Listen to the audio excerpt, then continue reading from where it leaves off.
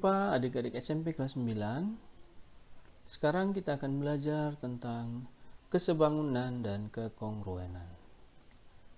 Kesebangunan dan kekongruenan ini adalah materi ajar kelas 9 semester 2. Perhatikanlah, ini bangunan di India namanya Taj Mahal. Taj Mahal ini dibangun selama 22 tahun oleh Shah Jahan untuk mengenang istri tercintanya Mumtaz Al-Zamani atau Mumtaz Mahal. Kalau kita perhatikan dengan seksama, maka Taj Mahal ini diapit oleh 4 buah menara yang sama bentuknya dan sama ukurannya. Dalam matematika, bentuk dan ukuran yang sama itu disebut dengan kongruen.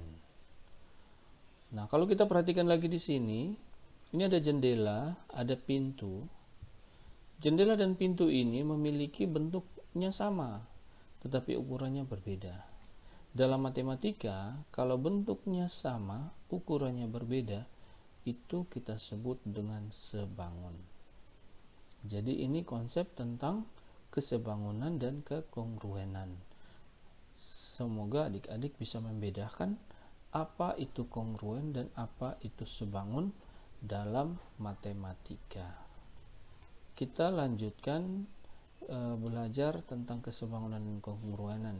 Kita akan lihat sifat-sifat kekongruenan dan sifat-sifat kesebangunan. Oke. Sifat dua bangun yang kongruen, sama dan sebangun.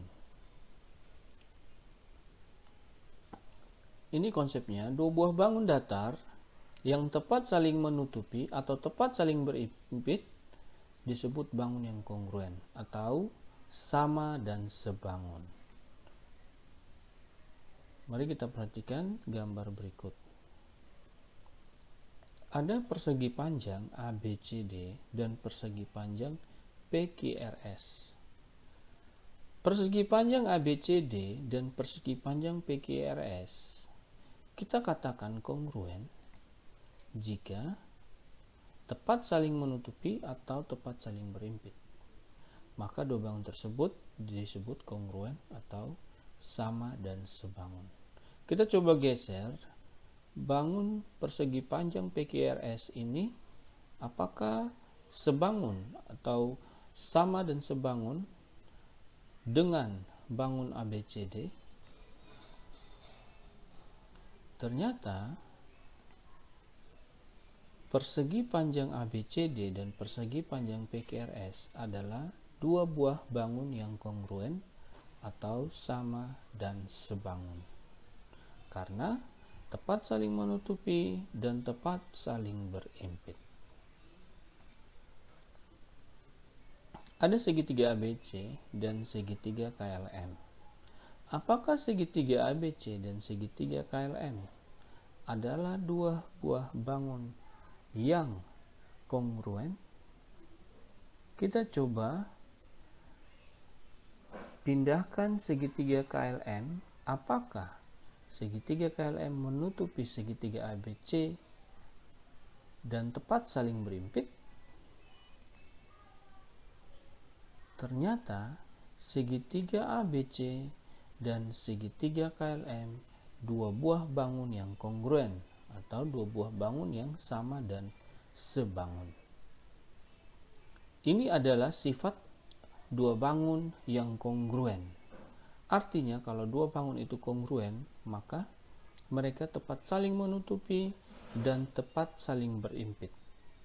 Tidak ada yang lebih sedikit atau tidak ada yang tidak pas. Kita pasangkan, mereka akan tepat dan saling berimpit, saling menutupi. Yang berikut kita lihat sifat dua bangun yang sebangun. Dua bangun yang sebangun memiliki sifat-sifat sebagai berikut. Ada dua sifat. Yang pertama, pasangan sisi yang bersesuaian sebanding. Yang kedua, sudut-sudut yang bersesuaian sama besar. Apa maksudnya pasangan sisi yang bersesuaian sebanding dan sudut-sudut yang bersesuaian itu sama besar? Baik, kita coba perhatikan satu contoh berikut. Di sini ada dua buah jajar genjang. Jajar genjang ABCD dan jajar genjang PQRS di samping. Apakah jajar genjang ABCD dan jajar genjang PQRS ini sebangun? Mari kita buktikan dengan memperhatikan sifat dua bangun yang sebangun. Artinya, jika jajar genjang ABCD dan jajar genjang PQRS memenuhi dua sifat ini, maka jajar genjang ABCD dan jajar genjang PQRS adalah dua buah bangun yang sebangun. Kita coba. Yang pertama kita periksa dulu sudut-sudut yang bersesuaian. Di sini sudut A bersesuaian dengan sudut B. Sudut B bersesuaian dengan sudut X, dan kita lihat sudut A-nya dengan sudut P-nya ternyata sama. Sudut B dengan sudut Q juga ternyata sama. Sudut C dengan sudut R juga ternyata sama. Sudut D dengan sudut S juga sama. Berarti kita bisa tuliskan sudut A sama dengan sudut P, sudut C sama dengan sudut R, sudut B sama dengan sudut Q, dan sudut D sama dengan sudut S. Artinya apa? Artinya sudut-sudut yang bersesuaian ini sudah sama besar. Selanjutnya kita akan mengecek apakah sisi-sisi yang bersesuaian juga memiliki perbandingan yang sebanding. Kita coba lihat. Sisi-sisi yang bersesuaian kita lihat dulu.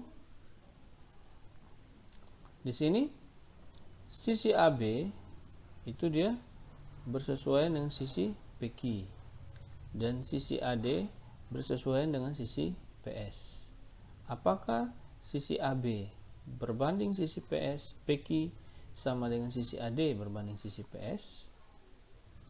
Kita lihat AB bersesuaian dengan PQ, maka perbandingan AB berbanding PQ sama dengan 10 berbanding 15, dan kita sederhanakan menjadi 2/3. Selanjutnya kita lihat AD bersesuaian dengan PS, maka karena AD-nya 6, PS-nya 9, perbandingan AD berbanding PS 6 berbanding 9. Kita sederhanakan dengan 3, kita dapat hasilnya adalah 2/3. Ternyata sisi-sisi yang bersesuaian sebanding, yaitu 2/3. Maka kita dapat katakan bahwa jajar genjang ABCD dan jajar genjang PQRS sebangun. Jadi, jika dua buah bangun memiliki bentuk sama, ukuran berbeda, jika memenuhi dua sifat ini, maka dua bangun itu kita katakan sebangun.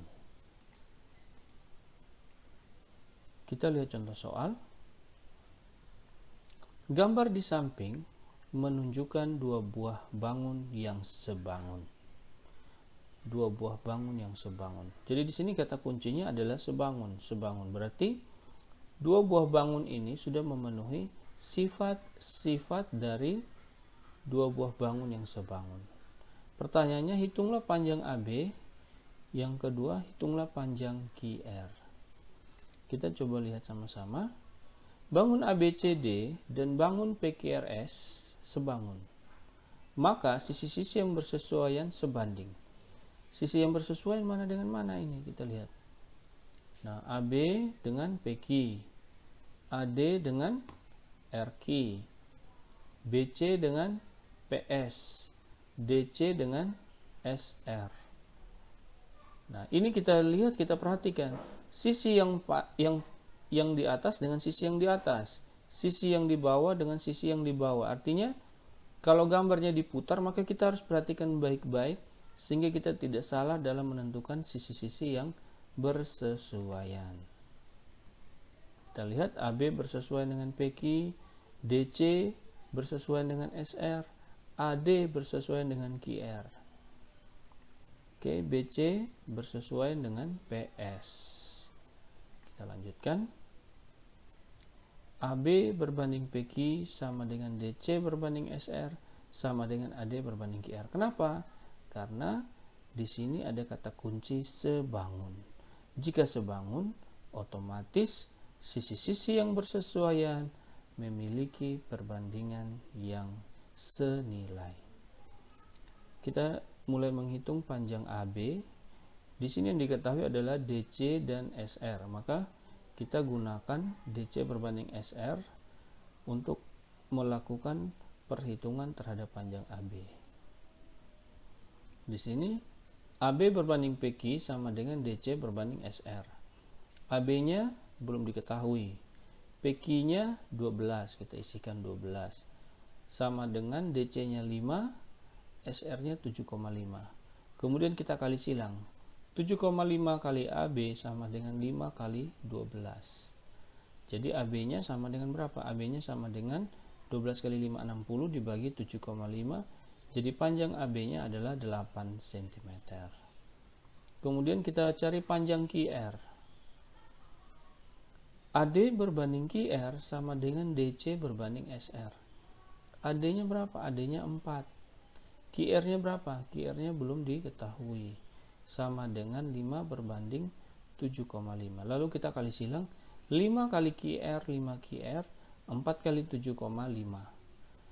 Jadi panjang QR-nya adalah 4 kali 7,5, 30 dibagi 5 sama dengan 6 cm. Dengan demikian, kita dapatkan panjang AB adalah 8 cm dan panjang QR adalah 6 cm. Contoh soal selanjutnya.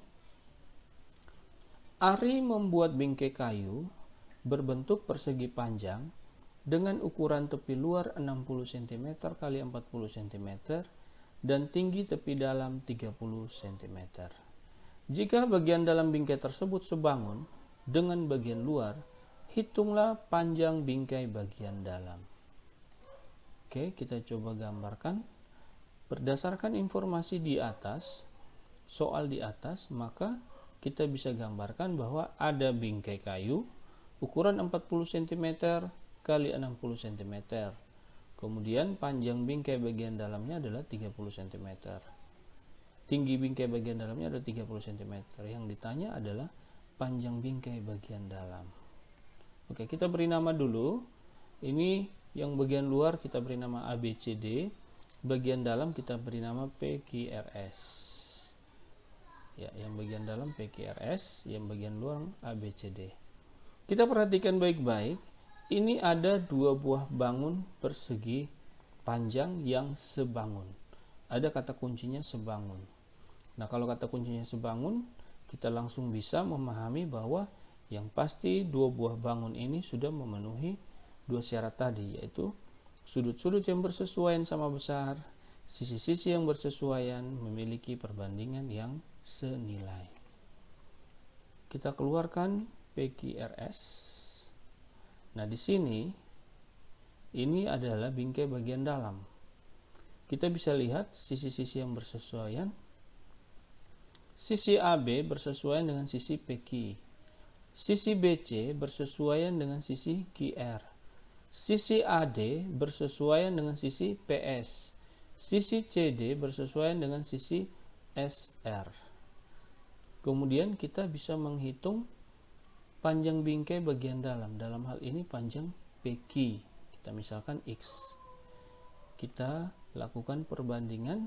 Nah, karena di sini kata kuncinya sebangun, otomatis perbandingan sisi yang bersesuaian mempunyai nilai yang sebanding. Jadi AB berbanding PQ sama dengan BC berbanding QR, sama dengan AD berbanding PS, sama dengan CD berbanding SR. Kita perhatikan di sini, ternyata AD dan AB itu sudah memiliki atau sudah diketahui nilainya. Kita lihat yang diketahui nilainya adalah AD dan PS. Berarti kita gunakan AD dan PS untuk mencari panjang PQ. Nah, ini dia kita gunakan. Jadi PS berbanding AD sama dengan PQ berbanding AB. PS berbanding AD sama dengan PQ berbanding AB. Jadi ketika kita membandingkan itu, kalau sisi yang pendek harus dengan sisi yang pendek. Misalnya tinggi dengan tinggi, panjang dengan panjang. Oke, kita lanjutkan. Di sini PS-nya berapa? PS-nya 30. berbanding AD-nya 40 sama dengan PQ-nya. Kita belum tahu, kita namakan X, AB-nya 60. Lalu kita kali silang. Jadi kita dapatkan X sama dengan 30 kali 60 dibagi 40. Jadi X sama dengan 30 kali 60 dibagi 40, X-nya sama dengan 45. Dengan demikian, kita dapatkan panjang bingkai bagian dalam adalah 45 cm. Kita lanjutkan dengan satu soal lagi. Sebuah mobil berukuran 4,4 meter dan tingginya 1,8 meter. Jika mobil itu dibuat model dengan tinggi 15 cm, panjang mobil pada model adalah, kita jawab, kita buatkan dulu gambarnya. Nah, di sini ada mobil yang panjangnya 4,4 meter dan tingginya 1,8 meter. Kemudian ada satu lagi model. Modelnya ini panjangnya kita belum tahu, panjangnya kita mau cari. Kita katakan X cm. Tinggi model itu 15 cm. Nah, di sini kita harus hati-hati dalam membuat perbandingan. Jadi panjang mobil berbanding panjang model sama dengan tinggi mobil berbanding tinggi model. Jadi yang bagian panjang dengan panjang, bagian tinggi dengan tinggi. Jadi kalau di sini panjang mobil berbanding panjang model, maka di sini juga harus tinggi mobil berbanding tinggi model. Nah, kita sudah buat perbandingan seperti ini, kita langsung masukkan nilainya. Panjang mobil berapa? 4,4 meter. Berbanding panjang model berapa? Panjang modelnya X berbanding X sama dengan tinggi mobil 1,8 meter berbanding tinggi model 15 cm. Nah, di sini perhatikan satuannya belum sama, karena itu kita konversi dulu satuannya menjadi sama. 4,4 meter ini kita bawa dulu ke cm, 1,8 meter juga kita konversi ke cm. Jadi 4,4 meter itu sama dengan 440 cm. 1,8 meter sama dengan 180 cm. Kita lanjutkan. Nah, 4,4 meter sama dengan 440 cm berbanding X sama dengan 1,8 meter sama dengan 180 cm berbanding 15 cm. Kemudian kita kali silang, X-nya sama dengan 180 kita kali X sama dengan 440 cm dikali 15 sama dengan, kita dapatkan X-nya sama dengan 6.600 cm dibagi 180 sama dengan 36,7 cm. Jadi kita dapat panjang model mobil adalah 36,7 cm. Demikian penjelasan tentang kesebangunan dan kekongruenan. Semoga dengan penjelasan ini adik-adik bisa membedakan apa itu sebangun dan apa itu kongruen. Bagaimana dua bangun yang sebangun dan bagaimana dua bangun yang